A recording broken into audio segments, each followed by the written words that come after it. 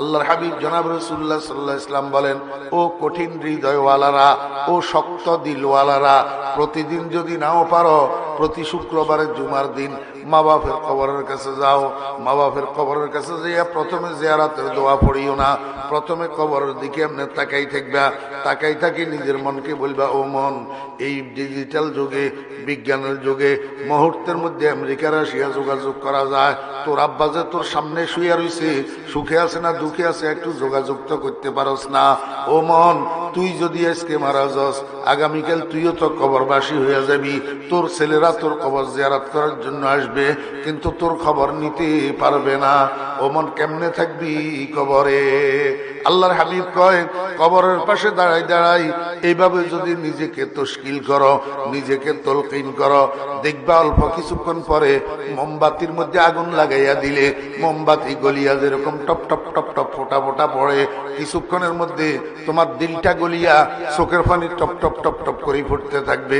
এবার জিয়ারত শুরু করো। আসসালামু আলাইকুম ইয়া আহলাল কুবুর, ইয়াগফিরুল্লাহু লানা ওয়া লাকুম ওয়া আনতুম সালাফুনা ওয়া নাহনু বিল আস। মনোযোগ আছে নি? কলবের অ্যান্টিবায়োটিক মেডিসিন কয়টা? 4টা। এই 4টা মেডিসিন সেবন করি কলবের সংশোধন করো। আর একটা অঙ্গ হইল তোমার যৌনাঙ্গ, লজ্জাস্থান। আল্লাহ পাক রব্বুল আলামিন কে বান্দা, তুমি আল্লাহু আকবার জান্নাতুল ফেরদাউসের ওয়ারিস হওয়ার জন্য তোমাকে সংশোধন করতে হবে। তোমাকে সংশোধন করিবা কেমনে? জিহ্বার সংশোধনের দ্বারা, কলবের সংশোধনের দ্বারা, আর তোমার যৌনাঙ্গের সংশোধনের দ্বারা। যৌনাঙ্গের সংশোধন কেমনে করিবা? ওয়াল্লাযীনা হুম লিফুরুজিহিম হাফিজুন ইল্লা আলা আজওয়াজিহিম আও মা মালাকাত আইমানুহুম فإنهم غير ملومين فمن ابتغى وراء ذلك فأولئك هم العادون। আল্লাহ পাক রব্বুল আলামিন কে বান্দা, তোমার যৌন চাহিদা, তোমার যৌন পিপাসা একমাত্র আল্লাহ এবং রসুলের অনুমোদিত ক্ষেত্রে নিবারণ করতে পারিবা। আল্লাহ রসুলের যেখানে অনুমোদন নাই সেখানে যৌন চাহিদা পূরণ করতে পারিবা না। তা আল্লাহ রসুলের অনুমোদন কোথায় আছে? স্বামীর জন্য স্ত্রী অনুমোদিত ক্ষেত্র, আর স্ত্রীর জন্য স্বামী অনুমোদিত ক্ষেত্র। এই ছাড়া যৌন চাহিদা পূরণ করার আর কোনো অনুমোদিত ক্ষেত্র নাই। আল্লাহ কয়, বান্দা, যদি অনুমতিহীন জায়গায়, নিষিদ্ধ জায়গায় যৌন চাহিদা পূরণ না করো, তাহলে তোমার যৌনাঙ্গের সংশোধন হয়ে যাবে। বান্দা, যৌনাঙ্গের কি হয়ে যাবে? সংশোধন হয়ে যাবে। আল্লাহ পাক রব্বুল আলামিন কে বান্দা, 2টা গুণ গেল। একটার নাম তাআল্লুক মা আল্লাহ, আর একটার নাম ইসলাহে নফস। আরেকটা গুণ তোমাকে অর্জন করতে হবে। সেটা কি? কয়টার নাম হলো আদায়ে হুকুকুল ইবাদ। অর্থাৎ তুমি মরার আগে তোমার সাথে দুনিয়াতে জীবন যাপনের সংশ্লিষ্ট যত মানুষ আছে, এই মানুষগুলার কারো কোনো তোমার উপরে অধিকার আছে কিনা, কারো কোনো তোমার উপরে হক আছে কিনা, কারো কোনো তোমার উপরে পাওনা আছে কিনা। ওরে বাজারের দোকানে যে বাকি করছিলা, দোকানদারের বাকি টাকাগুলা চলসা চুরি করি দেরি করি দোকানদারের বুলাই দিছ, তুমি আর দেও নাই, মনে করছো তুমি বাঁচি গেছ। ও বান্দা, বাঁচস নাই, তুই আসলে আটকিস। এইখানে দেহস নাই ঠিক, কিন্তু জায়গা মতো ঠিক মতো দিতে হবে। এই জন্য বাঁচার উপায় হইল মরার আগে যত জনের যত পাওনা, যত জনের যত হক, যত জনের যত অধিকার তোর উপরে আছে, মরার আগে এগুলা পরিশোধ করিয়া মর। দুনিয়ার মানুষের জন্য শেষ ঠিকানা কয়টা? একটার নাম, আরেকটার নাম। আমরা কি জান্নাতের পথিক না জাহান্নামের পথিক? কোথায় যেতে চাই? সবাই নামাজ পড়লেও না পড়লেও, হ্যাঁ, নামাজ পড়লেও না পড়লেও জান্নাতের পথিক। আল্লাহ পাক রব্বুল আলামিন বলেন, উলাইকা হুমুল ওয়ারিসুন, তারাই হবে ওয়ারিস। ওয়ারিস মানে উত্তরাধিকারী। বাপ মারা যাওয়ার পরে বাপের সম্পদের যারা মালিক হয়, এদের নাম ওয়ারিস। মৃত ব্যক্তির রেখে যাওয়া সম্পদের যারা হকদার হয়, এদের নাম ওয়ারিস। আল্লাহ পাক বলেন, তারাই হবে ওয়ারিস। কিসের ওয়ারিস? আল্লাযীনা ইয়ারিসুনাল ফিরদাউস, যারা উত্তরাধিকারী হবে জান্নাতুল ফেরদাউসের। কিসের? জান্নাতুল ফেরদাউসের। হুম ফিহা খালিদুন, সেখানে তারা চিরস্থায়ীভাবে বসবাস করবে। কতদিন?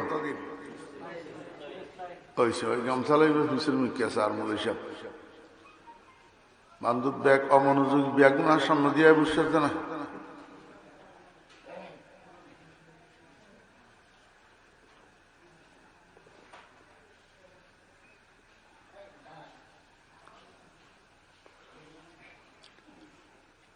জান্নাতের মধ্যে মানুষের বসবাস হবে কতদিন? চিরস্থায়ী। যেই হায়াতের শুরু আছে শেষ নাই। এখানে তো দুনিয়ার মধ্যে এক সরকারে আসি বাড়ি একটা একজনের জন্য বরাদ্দ দে, আরেক সরকারে আসি উচ্ছেদ করে দে। ঠিক না বে ঠিক? এক সরকারে আসি বরাদ্দ দে, আরেক সরকারে আসি উচ্ছেদ করে দে। আল্লাহ পাক রব্বুল আলামিন বলেন, জান্নাতুল ফেরদাউসের থেকে ইমানদারদেরকে উচ্ছেদ করবে এমন কোন শক্তি নাই। তারা সেখানে চিরস্থায়ীভাবে বসবাস করবে। হুম ফিহা খালিদুন। এখন এই যে আল্লাহ পাক বললেন উলাইকা, উলাইকা হুমুল ওয়ারিসুন, তারাই হবে ওয়ারিস। তারা কারা? তারা কারা? আল্লাহ পাক শুরুতে বলছেন কাদ আফলাহাল মুমিনুন, কাদ আফলাহাল মুমিনুন, নিশ্চয় সফল হবে ঈমানদারগণ। সফল হবে কারা? ঈমানদারগণ। হ্যাঁ, কাদ আফলাহা মাজি সিগা, সিগায় মাজি, মগর তর্জমা করলাম সফল হবে। ইস্তেকবালের তর্জমা, মুজারের তর্জমা। কেন? আমদা মাজি বা মানায়ে মুজারে চন্দে যা, আতফে মাজি বর মুজারে দর মকামে ইবতিদা, দর মকামে ইবতিদা। ফেলে মাজি যখন ইবতিদার মধ্যে আসে তখন ফেলে মাজির তর্জমা মুজারের তর্জমা হয়। এটা আরবি গ্রামারের একটা বিধান। এই জন্য তর্জমা করলাম কাদ আফলাহাল মুমিনুন, ঈমানদারগণ সফল হবে। ঈমানদারগণ সফল হবে। আল্লাহ পাক নিশ্চয়তা বিধান করছেন কাদ দিয়া, অতি নিকটতম সময়ে, নিঃসন্দেহে। অতি নিকটতম সময়ে নিঃসন্দেহে ঈমানদারগণ কি হবে? সফল হবে। কাদ, কাদ এটা মাজি করিবের আলামত, মাজি করিবের আলামত। এখন যখন ইস্তেকবালের মানার মধ্যে যাবে তখন ইস্তেকবালে করিবের মানা দিবে। আসে তো মাজির উপর দি, মাজি করিব বুঝানোর জন্য। কিন্তু মাজির তর্জমা যখন মুস্তাকবেলের তর্জমা হইয়া যায় তখন মুস্তাকবেলে করিব বুঝায়। অতি নিকটতম ভবিষ্যতে। তো মানুষ মারা যাওয়ার পরে হাজার হাজার বছর তো কবরেই থাকে। এরপরে 50,000 বছর সমপরিমাণ হবে কিয়ামতের দিন। এরপরে না জান্নাতে যাবে। তো নিকটতম সময় বুঝাইলো কেমনে? নিকটতম সময় বুঝাইছে এই জন্য যে মানুষ মারা যাওয়ার পরে মানুষটা যদি ঈমানদার হয় তখন যেই কবরের মধ্যে তাকে সমাধিস্থ করা হয়, যেই সমাধিতে তাকে রাখা হয়, ওই সমাধিটা তার জন্য জান্নাতুল ফেরদাউস বনে যায়। এই জন্য নিকটতম বুঝাইছে। অল্প সময়ের মধ্যে ঈমানদারগণ কি হবে? সফল হবে। কোন সমস্ত ঈমানদার? আল্লাহ পাক বলেন যে সমস্ত ঈমানদারের মধ্যে 3টা গুণ থাকে। কয়টা গুণ? 3টা গুণ। 1 নম্বর গুণের নাম তাআল্লুক মা আল্লাহ, 2 নম্বর গুণের নাম ইসলাহে নফস, 3 নম্বর গুণের নাম আদায়ে হুকুকুল ইবাদ। ওইসে আর গিয়ে সিটি বাজার, এটি মাহফিল চলে, ইয়ে সিটি বাজার মুসলমানের হলা।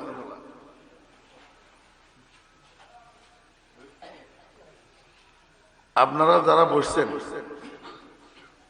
যারা প্রাপ্তবয়স্ক আছেন, বাচ্চা, ছোট শিশু, বালক, এগুলা হিসাবের বাইরে, যারা বালেগ আছেন, প্রাপ্তবয়স্ক আছেন, আপনারা কষ্ট করি এখানে আসছেন, বসছেন, একটু মনোযোগ সহকারে শোনেন। আমি অসুস্থ, এই জন্য আমার মহতরম ভাই, আমার হুজুরের বেটা হযরত মাওলানা বেলাল উদ্দিন সাহেব জামাত বরকাতুল আলিয়া হুজুর উপস্থিত আছেন। হুজুরের বয়ান আমার আগে ছিল, আমার বয়ান করার কথা ছিল পরে। আমি অসুস্থ, আমার হাঁটুর মধ্যে বাতে, হাঁটু ফুলি, শুধু ব্যথা করতেছে, পাও বসাইতে পারতেছি না, বসি নামাজ পড়তে পারতেছি না। এই জন্য ভাইজানেরে অনুরোধ করি, তো আমি আপনাদের সামনে আগে আসি বসছি। অল্প সামান্য কিছু কথা ওনারা যে আলোচ্য বিষয় দিছে, ওই আলোচ্য বিষয় হিসাবে বলতেছি, আমার মর্জি মোতাবেক না। একটু মনোযোগ সহকারে শুনেন, অল্প সময়, বেশি না, অল্প সময়।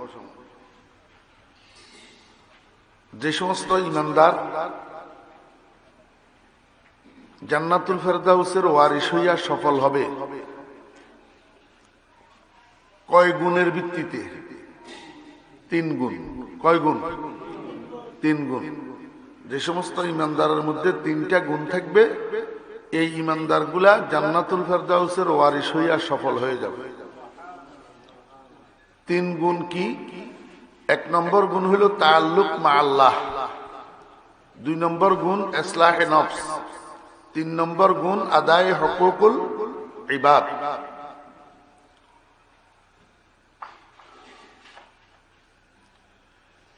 তাআল্লুক মা আল্লাহ মানে কি? আল্লাহ পাকের সাথে সুসম্পর্ক তৈরি করা এবং সেই সুসম্পর্ক মৃত্যু পর্যন্ত ধরে রাখা, এটার নাম হলো তাআল্লুক মা আল্লাহ।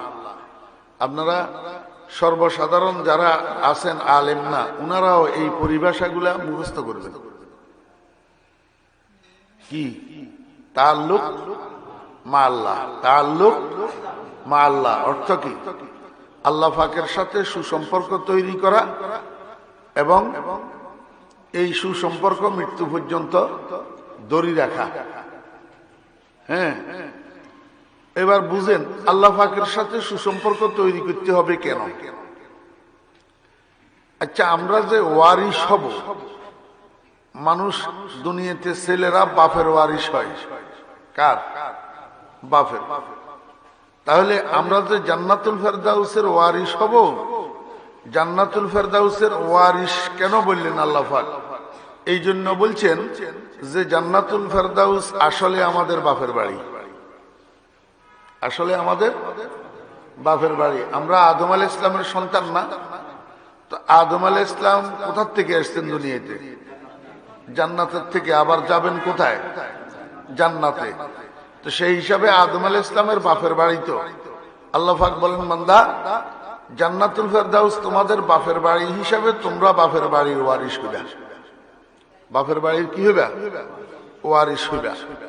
কিন্তু তোমার বাপের বাড়ির ওয়ারিস হওয়ার জন্য তুমি আমার সাথে সুসম্পর্ক করতে হবে।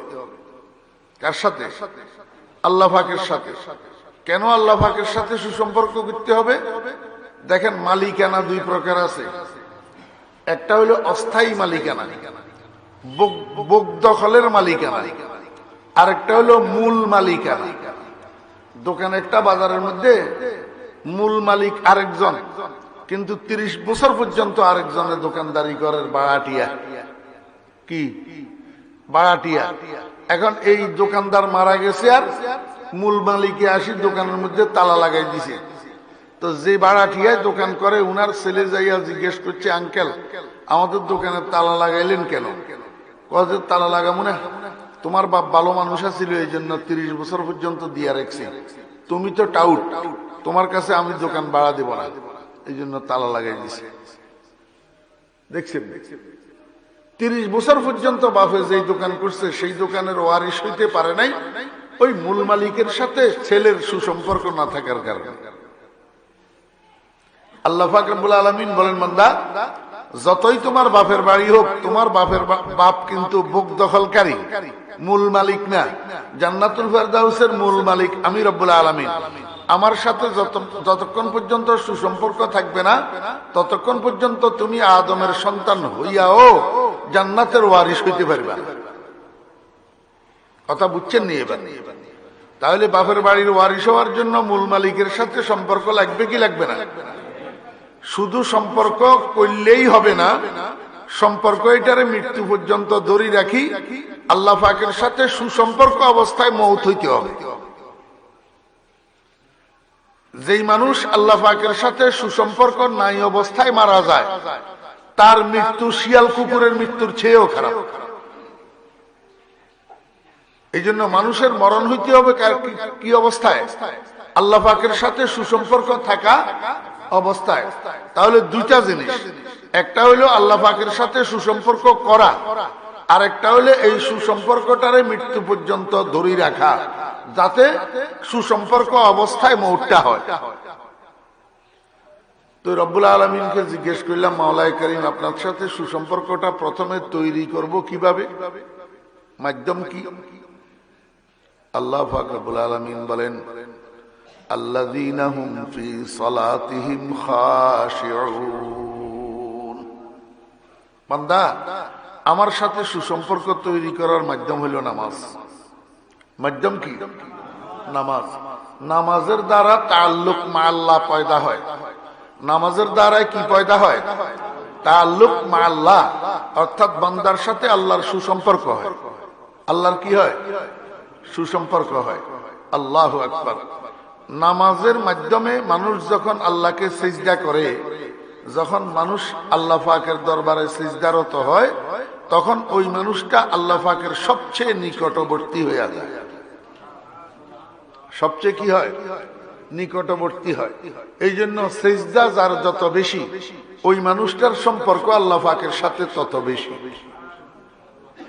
দেখেন না, আমাদের দেশে কিছু মানুষ 5 ওয়াক্ত পড়ে, আবার এশরাকও পড়ে, আবার মাগরিবের পরে আউয়াবিনও পড়ে। হ্যাঁ, আবার আর কিছু মানুষ আছে চাশতও পড়ে, সলাতুল জাওয়ালও পড়ে। আর কিছু মানুষ আছে ভোর রাত্রে উঠি 4 রাকাত, 8 রাকাত, 12 রাকাত তাহাজ্জুদের নামাজও পড়ে। এই জন্য আমি ফরিদউদ্দিনের সাথে আল্লাহ পাকের যে সম্পর্ক, আল্লাহু আকবার, হযরত মাওলানা শাহ আহমদ শফি রহমতুল্লাহি আলাইহির সাথে আল্লাহ পাকের সম্পর্ক দুটোটা সমান না। দুটোটা কি না? সমান না। এই যে আল্লাহ পাকের সাথে বান্দার সম্পর্কের মধ্যে বেশ কম, কারোর সাথে সাধারণ সম্পর্ক, কারোর সাথে হালকা সম্পর্ক, কারোর সাথে গভীর সম্পর্ক, এটা হয় কিসের দ্বারা? ওই সিজদার কারণে। সিজদা যার যত বেশি, সিজদা যার যত সুন্দর, সিজদা যার যত মনোযোগ সহকারে, তার সম্পর্ক আল্লাহ পাকের সাথে তত গভীর। আল্লাহু আকবার।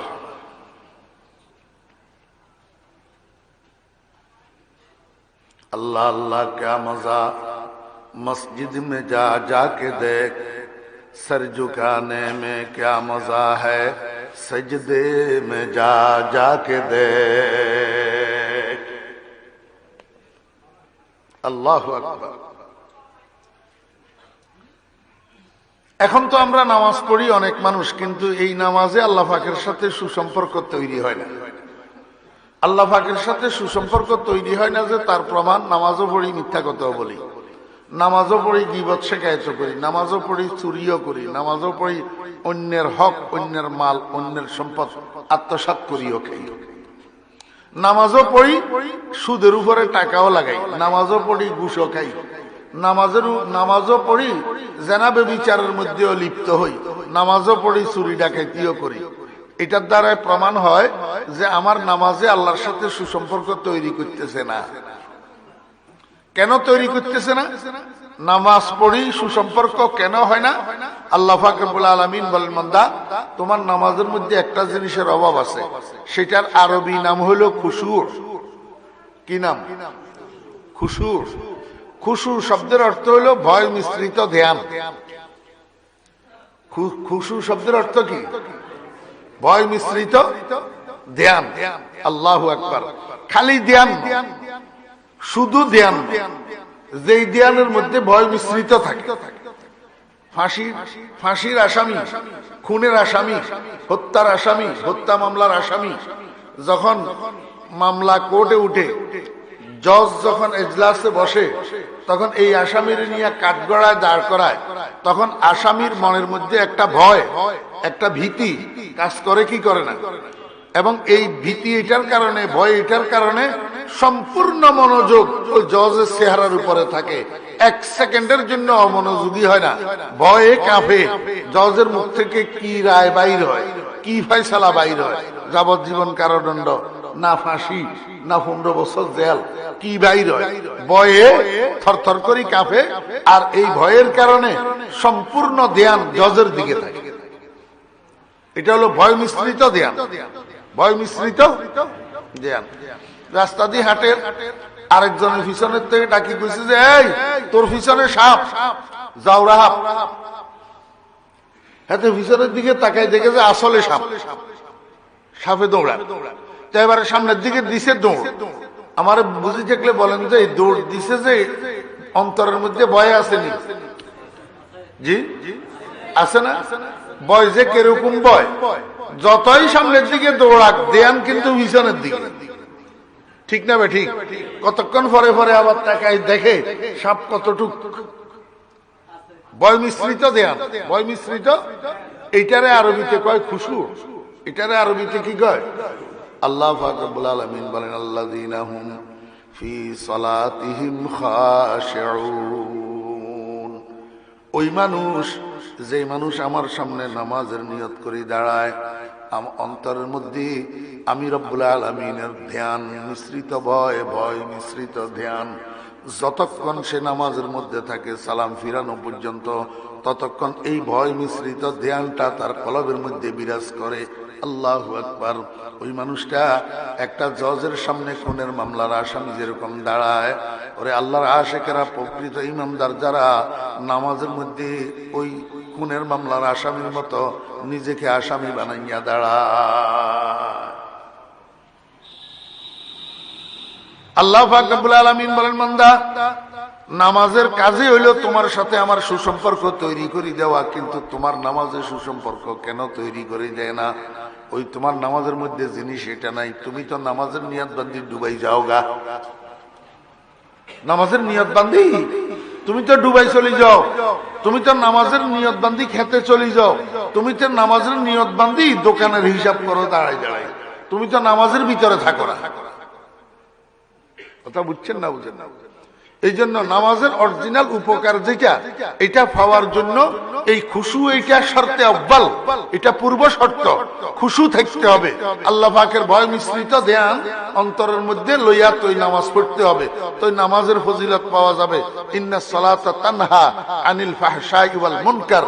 নামাজ মানুষকে অশ্লীলতার থেকে বিরত রাখে, নামাজ মানুষকে নিষিদ্ধ কাজের থেকে বিরত রাখে। এই বিরত আমাদেরকে কেন রাখে না? আমরা নামাজও পড়ি, চুরিও করি, নামাজও পড়ি, মানুষের উপরে অন্যায় ভাবে জুলুম অত্যাচারও করি। তো নামাজে আমার ফিরায় না কেন? অশ্লীলতার থেকে। অদস্ত ওই খুশু নামের জিনিস এটার অভাব। খুশু নামের জিনিস এটার কি? এখন থেকে নিয়ত করেন না। এটা কি শুধু আলেমদের জন্য না, সর্বসাধারণ মুসলমানের জন্য? সবার জন্য না? তো ফলে সবাই একটু নিয়ত করেন না এখন থেকে যে ইনশাআল্লাহুল আজিজ আজকে থেকে যেই নামাজ পড়বো ইনশাআল্লাহ এই খুশু লইয়া নামাজ পড়ার জন্য চেষ্টা করব। কি লইয়া? খুশু লইয়া। অর্থাৎ যতক্ষণ নামাজ পড়বো ততক্ষণ আল্লাহর দরবারে নিজেকে আসামি বানাইয়া দাঁড়াবো। সম্পূর্ণ মনোযোগ ওই আরশের দিকে থাকবে। কোন দিকে? আরশের দিকে। হ্যাঁ, আমাদের বুজুর্গানের দিন হযরত মাওলানা আশরাফ আলী থানভী রাহমাতুল্লাহ আলাইহি লিখছেন যে নামাজের মধ্যে তোমার দিল যদি এদিক সেদিক চলে যায়, মন যদি এদিক সেদিক চলে যায়, তুমি দিল যেদিকে গেছে সেদিকে লাগাই বসি রাখিও না। দিল তো নামাজের মধ্যে দোকানের দিকে চলে গেছে, তুমি দিলটারে আবার টানিয়ে নাও। আবার টানিয়ানি নামাজের মধ্যে লাগাও, আবার চলে গেছে দিল, আবার দিলটারে টানিয়ানি আবার নামাজের মধ্যে লাগাও, আবার চলে গেছে, আবার টানিয়ানি নামাজের মধ্যে লাগাও। এইভাবে করতে করতে মহিলারা ওই ডেকির ভিতরে ধান ভাঙতো না আগে, এখন না কল তল বাইরেছে, আগে কল আসিল নি মুরব্বিয়ানে কেরাম, আগে তো আসিল ডেকি। অনারব দেশের ডেকিরি কি হয় বুঝতে লাগবেন না, বুঝিলে হইতো। ডেকির ভিতরে ধান বান্ধে যে এডে গর্ত অজ্ঞানও আছে, গর্ত ইবার ভিতরে দানের দেই তো এবার ডেকি দি ফলাদ দিলে ওই সোয়া গাছ ইবা দানের যাতে পরে তো দান বেগুন চারিমুখে সিঁড়ি যায় হয় না, নয় সিঁড়ি ন যায় তো মেয়ে ফুয়া বসার থাকে, তো হি ভাই আবার আদি টানিয়ারে বেগুনের আবার জায়গা টানি দে, আবার দেখতে পরে আবার চারিমুখে সিঁড়ি যাগুই, আবার টানিয়া নি দে, আবার পরে আবার সিঁড়ি যাগুই, আবার টানিয়া নি দে। এল্লা সিটতে সিটতে আর টানতে টানতে শেষ পর্যন্ত দান না থাকে সাইলুই যাগুই। কি হয়ে যাগুই হয় না, নয় দান থাকি যায় না, না থাকে চলুই যেন যান না। আশরাফ আলী থানভী রহমতুল্লাহ আলাইহি কই কবুলে জিক্রে তু আজ রহমতাস, ই কবুলে জিক্রে তু আজ রহমতাস, চুনা মাঝে মুস্তাহাজা রুখসতাস। দিল বাইরের মুখে যাবো গই, তুই আবার টানি আনো, আবার নামাজের ভিতর ঢুকো, আবার দিল বাইরের মুখে যাবো গই। ইয়ে দোয়ানের মুখে দিল তুই এডে দোয়ানের হিসাব করো যে গরর আরি ইন্দি ইমাম সাহেব সালাম ফিরা ফেলাইয়ে তোমার এই যে হিসাব শেষ নয়, আল্লাহু আকবার। আল্লাযীনা হুম ফি সালাতিহিম খাশিউন, আল্লাহু আকবার। তাহলে কি বুঝলাম? খুশুওয়ালা নামাজের দ্বারা আল্লাহ পাকের সাথে সুসম্পর্ক তৈরি করতে হবে, বুঝছেন?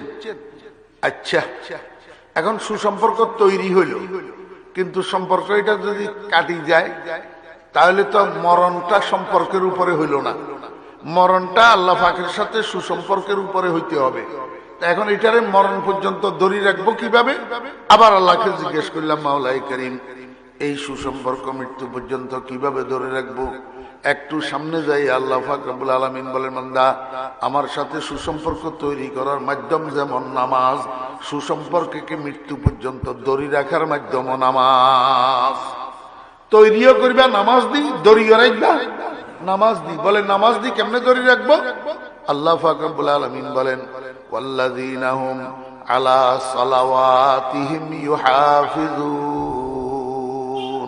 কতগুলা ইমানদার আছে তারা শুধু নামাজ পড়ে যে না, নামাজকে কন্টিনিউ করে, 5 ওয়াক্ত নামাজ মৃত্যু পর্যন্ত লাগাতার পড়ে, 1 ওয়াক্ত ছাড়ে না, 1 ওয়াক্ত কজা করে না। কথা বুঝছেন না বুঝেন নাই? আপনারা গেটের দিকে কেন তাকাইছেন? এখানে কি?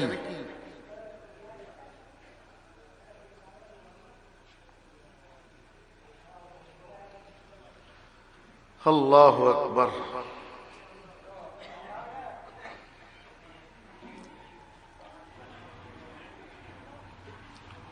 ফজরের নামাজ পড়লেন, ফজরের নামাজের দ্বারা আল্লাহ পাকের সাথে সুসম্পর্ক হইল, এটা জোহর পর্যন্ত রইল। জোহরের নামাজ পড়লেন না, সুসম্পর্ক কাটাপ হইয়া গেল। আবার আসরের নামাজ পড়লেন, আবার আল্লাহর সাথে সুসম্পর্ক হইল, মাগরিব পর্যন্ত রইল। আবার মাগরিবের নামাজটা পড়লেন না, আবার সম্পর্কটা কাটাপ হইয়া গেল। ঠিক আছে না? ফজরের নামাজ পড়লেন, জোহর পর্যন্ত সুসম্পর্ক আছে, জোহরের নামাজ পড়লেন, আসর পর্যন্ত আছে, আসর নামাজ পড়লেন, মাগরিব পর্যন্ত আছে, মাগরিবের নামাজ পড়লেন, এশা পর্যন্ত আছে, এশার নামাজ পড়লেন, ফজর পর্যন্ত সুসম্পর্ক আছে। এইবার আল্লাহ না করুক রাত্রে ঘুমের ভিতরে হার্ট অ্যাটাক যদি হইয়া যায়, ঘুমের মধ্যে যদি আপনি মারা যান, তাহলেও আপনার মরণটা আল্লাহ পাকের সাথে সুসম্পর্ক অবস্থায় হইল, কারণ আপনি তো এশার নামাজ জামাতের সহিত পড়িয়া ঘুমাইছিলেন। বুঝছেন না বুঝেন না? তাহলে এই সুসম্পর্ককে মৃত্যু পর্যন্ত টিকিয়ে রাখার উপায় কি? টিকিয়ে রাখার উপায় হইল 24 ঘন্টার মধ্যে যেই 5 ওয়াক্ত নামাজ আছে, 5 ওয়াক্তকে কন্টিনিউ করা, একটাও বাদ না দেওয়া। বাদ দিলে সুসম্পর্কটা কাটা হইয়া গেল। মনে করেন আল্লাহ না করুক, নাউযুবিল্লাহি মিন যালিক, যোহরের নামাজটা পড়লাম না, এখন যোহর থেকে আসর পর্যন্ত আমার সাথে আল্লাহর সাথে সুসম্পর্ক নাই। আল্লাহ না করুক এই টাইমের মধ্যে যদি আমার মরণ হয়, তাহলে তো আমার মরণটা সুসম্পর্কের উপরে হইল না। এই জন্য আল্লাহ পাক রব্বুল আলামিনকে বান্দা ওরে খুশুওয়ালা নামাজ দিয়ে আমার সাথে সুসম্পর্ক করিবা, আর নামাজকে 5 ওয়াক্ত কন্টিনিউ করি, এই সম্পর্কের মৃত্যু পর্যন্ত ধরে রাখবা। ওয়াল্লাযীনা হুম আলা সালাওয়াতিহিম ইউহাফিজুন। কথা বুঝছেন না বুঝেন নাই? হ্যাঁ, কে কতটুক বুঝতেছেন? আমি চেহারার দিকে তাকাইলে বুঝি কার্পেটের ভিতরে কতটুক ঢুকতেছে, কে এখান থেকে কি নিয়ে যাবেন, গোড়ার ডিম, এটা আমি চেহারার দিকে তাকাইলেই বুঝি। আমি শিক্ষক তো।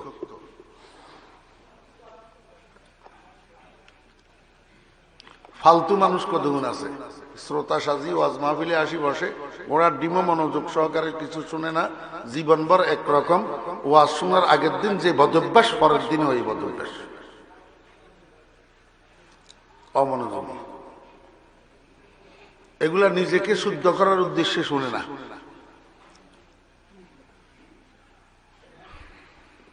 তবে সবাই একরকম না, সংখ্যায় কম হইলেও কিছু মানুষ না থাকলে দুনিয়ায় চলে না, আছে।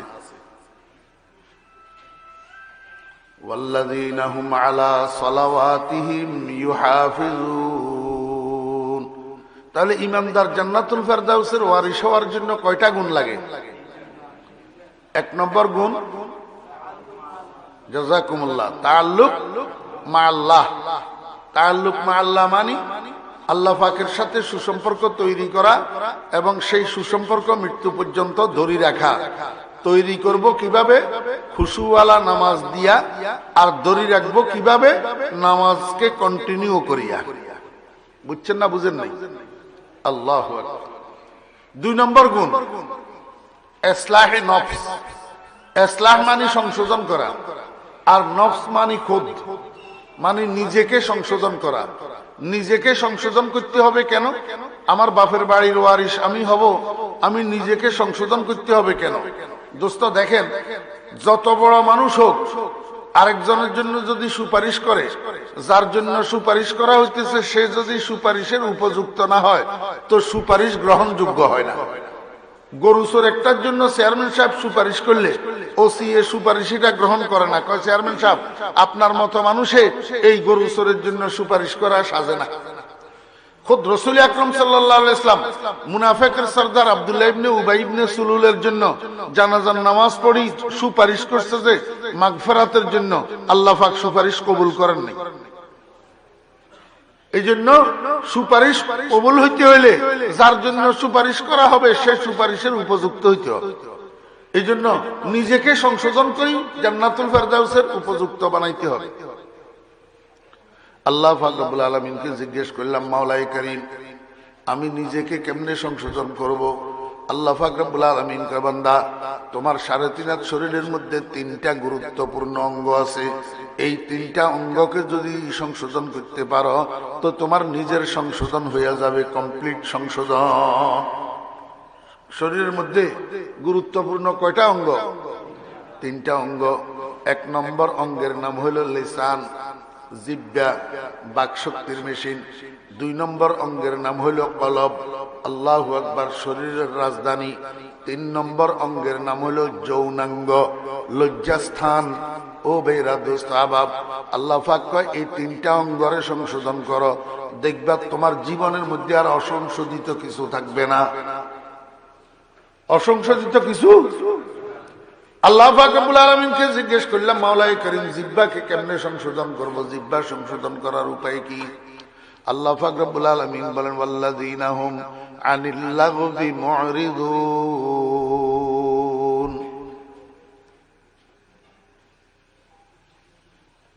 আপনি মাইক আলাদা, হ্যাঁ, দোনো অজ্ঞা শব্দ যদি কথা কও আমি উড়ি যাই মাইকের সামনে।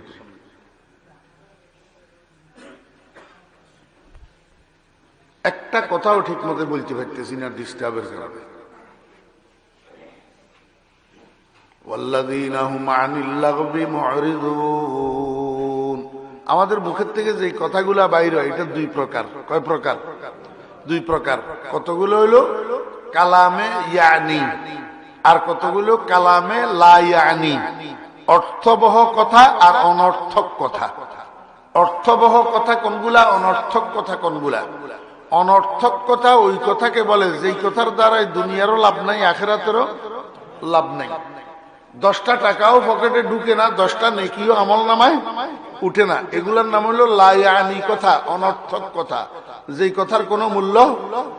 আল্লাহ পাক রব্বুল আলামিন যে বান্দা, ইমানদারের মধ্যে কিছু ইমানদার আছে তাদের মুখের থেকে অনর্থক কথা কোনো সময় বাইর হয় না। অনর্থক কথা তাদের মুখ থেকে বাইর হয় না। বেদরকারি কথা, যেই কথার দ্বারা দুনিয়ারও লাভ নাই, আখিরাতেরও লাভ নাই, পয়সাও ইনকাম হয় না, সওয়াবও ইনকাম হয় না। এই ফালতু কথার ভিতরে আজকালের যুগের মুসলমানের জীবন কাটতে আছে। ফালতু কথার ভিতর, অনর্থক কথার ভিতর, যেই কথার দ্বারা দুনিয়ারও কোনো লাভ হয় না, আখিরাতেরও কোনো লাভ হয় না। আল্লাহ কয় ইমানদার ওই সমস্ত ইমানদার যারা অনর্থক কথার থেকে বিরত থাকে, অনর্থক কথার থেকে বিমুখ থাকে, অনর্থক কথার থেকে নিজেকে ফিরাইয়া রাখে। মুখের থেকে কথা বাহির করার আগে চিন্তা করিয়া কথা বলে, হায় রে হায়, আমার এই কথার দ্বারা আমার দুনিয়ার কি লাভ হইতেছে, আখিরাতের কি লাভ হইতেছে। জি, আল্লাহু আকবার। যেই মানুষ জিহ্বাটাকে হেফাজত করতে পারে, মুখের থেকে অনর্থক কথা বাহির করে না, এই মানুষ এটার জিহ্বা সংশোধন হইয়া গেছে। জিহ্বা কি হয়েছে? আমার ভাইয়েরা, দোস্ত আহবাব, দুনিয়ার মধ্যে কথার জগতে শ্রেষ্ঠ কথা, কথার মধ্যে শ্রেষ্ঠ কথা, উত্তম কথা, ভালো কথা এর চেয়ে আর নাই। কি এটা? লা ইলাহা ইল্লাল্লাহ। এর চেয়ে উত্তম কথা আর। রাসূল আকরাম সাল্লাল্লাহু আলাইহি ওয়াসাল্লাম কয়, উম্মত, যদি তোর কাছে ফেরফেরানির অভ্যাস থাকে, যদি ফেরফেরাইতিছস, তাহলে এইটা লই ফেরফেরা, লা ইলাহা ইল্লাল্লাহ, লা ইলাহা ইল্লাল্লাহ, লা ইলাহা ইল্লাল্লাহু মুহাম্মাদুর রাসূলুল্লাহ। যত ফেরফেরাইবি তত লাভবান হইবি। একবার ফুড়লে, একবার ফুড়লে, একবার ফুড়লে একসাথে 4000 গুনাহ মাফ হয়। কয় হাজার গুনাহ? ওয়াল্লাযীনা হুম আনিল লাগবি মুরিদুন। আল্লাহ কে বান্দা, তোর জিহ্বা এটা গুরুত্বপূর্ণ অঙ্গ, এটারে সংশোধন কর। কেমনে সংশোধন করবি? বেদরকারি কথার থেকে বাঁচি থাকবি। খবরদার মুখের থেকে বেদরকারি কথা বাইর করবি না। এরপরে দোস্ত আরেকটা অঙ্গর নাম হলো কলব। এটা হলো রাজধানী। আল্লাহু আকবার। আল্লাহ পাক কয়, ওয়াল্লাযীনা হুম লিজ্জাকাতি ফাইলুন। ওই সমস্ত ইমানদার যারা নিজের কলবটাকে আভ্যন্তরীণ রোগের থেকে, আল্লাহু আকবার, আভ্যন্তরীণ রোগের থেকে পবিত্র বানাইতে সক্ষম হইছে। আল্লাহু আকবার। আভ্যন্তরীণ রোগের থেকে কলবকে পবিত্র করতে পারলে কলবটা সংশোধন হইয়া গেল। রাসূল আকরাম সাল্লাল্লাহু আলাইহি ওয়াসাল্লামকে জিজ্ঞাসা করলাম, ইয়া রাসূলুল্লাহ, আমার কলবকে আভ্যন্তরীণ রোগের থেকে চিকিৎসা করার উপায় কি? আমারে নবীজি কয়, আমার উম্মত, ওরে কলবের 4টা অ্যান্টিবায়োটিক মেডিসিন আছে। অ্যান্টিবায়োটিক মেডিসিন, এই 4 মেডিসিনে কলবের সমস্ত ছোট বড় রোগের চিকিৎসা করি দে। 1 নম্বর মেডিসিনের নাম জিক্রুল্লাহ, 2 নম্বর মেডিসিনের নাম তেলাওয়াতে কোরআন, 3 নম্বর মেডিসিনের নাম জিক্রুল মাউত, 4 নম্বর মেডিসিনের নাম জিয়ারাতুল কুবুর। কলবের চিকিৎসার, আল্লাহু আকবার, কলবকে সংশোধন করার কয়টা মেডিসিন? 4টা মেডিসিন। 1 নম্বর মেডিসিন আল্লাহর জিকির, 1 নম্বর মেডিসিন আল্লাহর জিকির। 2 নম্বর মেডিসিন কোরআন শরীফের তেলাওয়াত, কোরআন শরীফের তেলাওয়াত। 4 নম্বর মেডিসিন জিক্রুল মাউত, মৌতের স্মরণ। অদস্ত মৌতের স্মরণ কেমনে করবেন? আমার শায়েখ হযরত মাওলানা শাহ জমিরউদ্দিন নানুপুরি রহমতুল্লাহ আলাইহি বলতেন, বাবারা, মৌতের স্মরণ কেমনে করবা? 2টা পদ্ধতি। 1 নম্বর পদ্ধতি হলো রাত্রে ঘুমাইতে যাইবা, ঘুমের বিছানার মধ্যে শুইবা, যতক্ষণ ঘুম না আসে ততক্ষণ শুইয়া শুইয়া মৌতের মোরাকাবা করিবা। কেমনে? কয় হাত পাওরে সোজা করি, চক্ষু বন্ধ করি, মনেরে বুঝাও, ও মন মনে কর এটা তোর রুম না, এটা তোর কবর, বাতি তো নিবানো আছে, এটা তোর কবর। ও মন, আজকে রাত্রে যদি তুই মারা যাস, আগামীকাল সকালে মানুষ যদি তোরে কবরে দাফন করে, আল্লাহর সামনে কি দেখাবি? কেমনে মুখ দেখাবি? কি নিয়ে যাবি? মুখ খুদা কো হ্যায় দেখা না একদিন, कबर में होगा ठिकाना एक दिन, तुझ पे एक दिन खाक डाली जाएगी, रूह रग रग से निकाली जाएगी। এইভাবে প্রতি রাত্রে শোয়ার সময় মৌতের মোরাকাবা করো। আর আর আল্লাহু আকবার, দুনিয়াতে যত কাজ করিবা সব কাজের শেষ কাজ মনে করি করিবা। সকালবেলায় যে ঘর থেকে বাইর হইবা এই কথা স্মরণ করি বাইর হইবা, হায় হায় আমার আজকের এই বাইর হওয়া জীবনের শেষ বাহির হওয়া হইতে পারে। এখন যে আমি জীবিত ঘর থেকে বাইর হইলাম, হইতে পারে জীবিত এই ঘরে আর ঢুকতে পারবো না, আবার আমার লাশ ডুববে, লাশ ডুববে।